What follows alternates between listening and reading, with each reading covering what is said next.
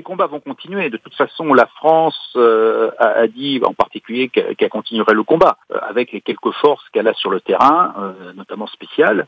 Donc maintenant, je dirais, il y a une certaine faiblesse dans le dispositif de la coalition qui, je le rappelle, regroupe une soixantaine d'États et dont le fonctionnement est assuré à 80% par les Américains.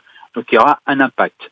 Ensuite, il ne faut pas non plus oublier que les combats en cours sont quand même en grande partie engagés par des attaques aériennes, qui sont d'ailleurs coordonnées par les Américains par une base dans le Golfe. Donc les Américains jusqu'à présent resteront, à mon avis, dans le pilotage, entre guillemets, du combat, mais par les airs. Car ce dont on parle, c'est le retrait de forces à terre. Il restera jusqu'à présent, jusqu'à preuve du contraire, des forces aériennes, d'une part, et puis aussi les capacités de renseignement fournies, puisque la guerre contre Daesh n'est pas terminée. Donc nos Américains ne pourront pas partir comme ça du jour au lendemain. Ça m'étonnerait qu'ils se retirent complètement, dans la mesure où quand même il faut capitaliser sur Daesh et la défaite qu'on lui a infligée, et surtout ne pas permettre à Daesh de reprendre l'ascendant.